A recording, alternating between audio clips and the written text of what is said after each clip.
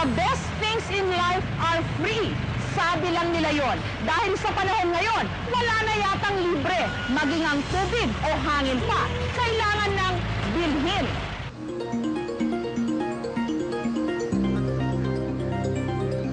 Fog sa Kamaynilaan? Dito sa pinakamataas na tuktok ng Antipolo, kitang-kita ang ebidensya. Makapal na nga ang usok na sanhi ng polusyon. Manila is really very bad.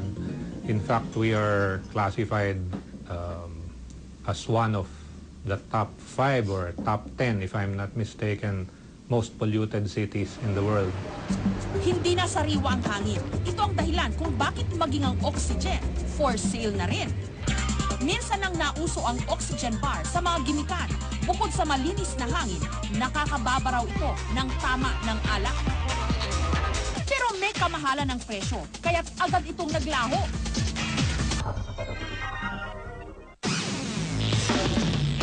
Pero ngayon, may panibago na namang imbento, ang Oxycan. Oxygen na delata? Si Frederick Yu, presidente ng OxyLife, ang nagdala dito sa Pilipinas ng Oxycan. Na pag-isip-isipan ko na bakit hindi ko gawin negosyo to?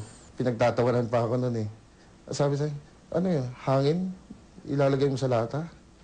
Sabi ko, oo naman. Si Dindo Pumaren, dating basketballista. Magbabayad daw siya para lang makalanghap ng sariwang hangin. Isang spray lang, napapawi na raw ang hapo ng kanyang katawan. Okay.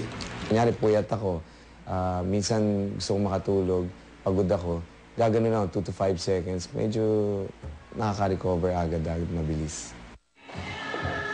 Hulog ng langit din daw ito para kay Shelo Villaluna, dating reporter sa telebisyon. Mabuti na raw ang nakakasiguro kesa polusyon ang malanghap ng kanyang baga.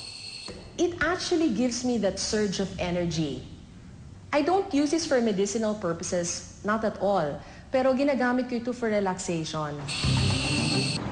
Ayon sa Bureau of Food and Drugs o BFAD, mahigpit raw ang kanilang patakaran sa pag-issue ng permit sa mga produktong tulad nito. Based on the evaluation that we made on this product, we have found that this product is not for medical use.